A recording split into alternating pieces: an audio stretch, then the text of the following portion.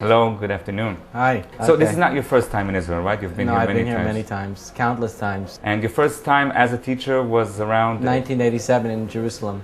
Do you see any kind of changes? Well, the only change that I see in people is the change I see all around the Western world. Is I think that more people are starting to get a little bit more serious because people are getting a little scared about the future, not just in the Middle East, but I just think I think people realize there's a global crisis, and people realize that the good life's not going to go on forever, and it's forcing them to ask deeper questions. So I can tell when people are listening, they're bringing there's a deeper sense of seriousness in the way people are listening, I think, for those reasons. So that I see.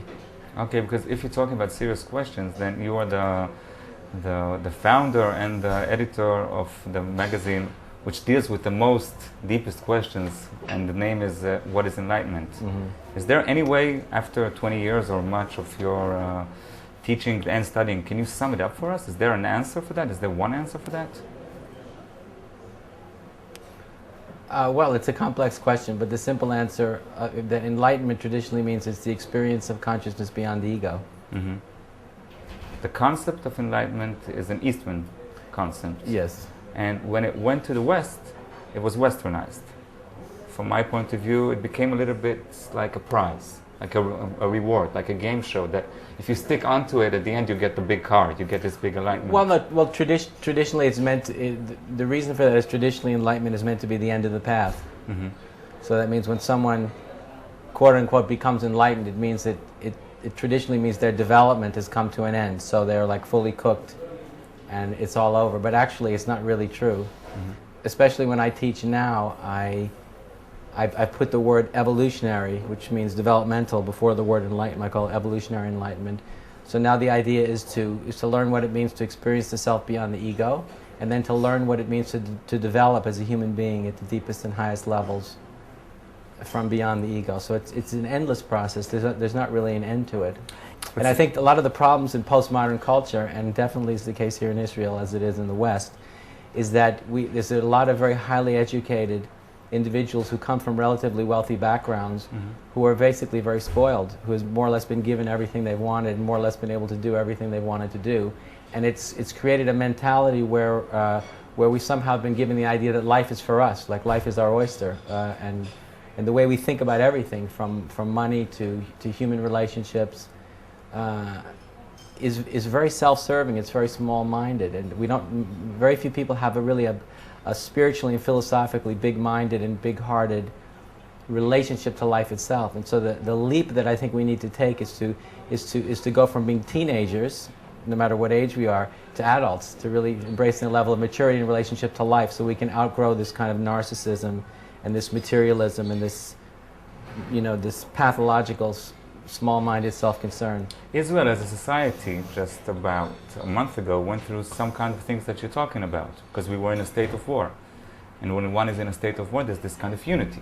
People physically, emotionally opened their heart, opened their wallet, and helped other people around. Sure. Are we talking about that same kind of unity? No, it's different, because human beings throughout history have always been able to come together, mm-hmm. in unselfish ways when they have been collectively physically threatened, when our lives when we're part of a particular group or a part of a particular tribe or a particular family or a culture, when we're collectively being threatened, when our life is being threatened, we find ways to work together. Mm-hmm. And we notice that when the threat goes away, we usually go back to bickering and to fighting. Mm. So I don't think there's anything particularly miraculous about that. But I mean, of course, it's always very heartening when you can see people come together for a higher reason. But unfortunately, human beings haven't progressed beyond the ability to come together for higher reasons only when they're being physically threatened in wartime. But isn't it a bit difficult to tell the people, especially the people in Israel, you have to care about higher things when they have to deal with war? Just survival. It's about survival. And it's not a cliche. It really is about survival. I am not going to argue with that point. I agree with you. But the point is that when the war comes to an end, and I'm sure another war is going to start soon, but nevertheless, even when we take the whole question of war and survival away, you still see that the postmodern Israeli culture seems to be it's very materialistic and it's very narcissistic. It's just like American culture. The values of secular Israeli culture stink. I mean, and it's not healthy, and a lot of the you can tell a lot of the younger people are suffering the consequences. Young people are arrogant, and they walk around with a sense of entitlement and privilege, and are very confused. They're existentially confused, and so as a culture, I think a leap needs to be taken. And I know that a large segment of the Israeli population has rejected, traditional Judaism as a place to look for morality and as a place to look for meaning. So if that's the case, we're going to have to find a way to recreate a moral, ethical, and philosophical framework for life. We're going to have to do, because without it, we simply aren't doing very well. You have your own theory. You want people to grow up. On the other hand, you have all this very big marketing that goes to being selfish, being narcissistic, getting your own stuff, getting a bigger car, getting better clothes. Yeah, that's from the culture. How can you defeat something so big and so strong and that something goes right into the culture? What we have to do is we have to come together, those of us who are waking up, and create a cultural revolution. Mm-hmm. Just like that happened in the 60s. We need to make a cultural revolution in terms of consciousness. We have to make a revolution in the pursuit of meaning and higher values, because they are not out there. If you look out there, all you see is materialism and narcissism. Those are the values. That's right. Yeah. That's so it's right. Survival. Yeah. Survival. And if you survive, so you get a big car. Exactly. So that stinks, and it's a mess. We live in a cultural climate of irony. You know what irony is? Irony and cynicism. So we don't believe in anything higher than our own egos. So hopefully, individuals like me who are kind of are trying to challenge our tendency to reduce everything to irony and to challenge our cynicism. And it's a very difficult thing to do. And as long as we're cynical, it's going to be very difficult for us to give ourselves to anything wholeheartedly.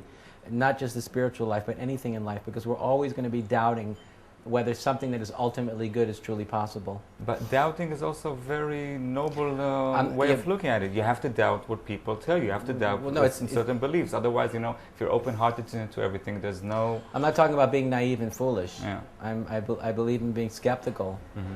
But being cynicism means there's an inherent and profound doubt about a fundamental goodness in the life process itself. That means we really don't believe in God. Yeah. Because you see, for someone who truly believes in God, they know that at the core of everything there's a basic and fundamental goodness that's inherent to the process. And that gives you faith in life. So even if things are very challenging, and even if you meet evil people, you still know that the process is good, and it gives your soul a lot of strength.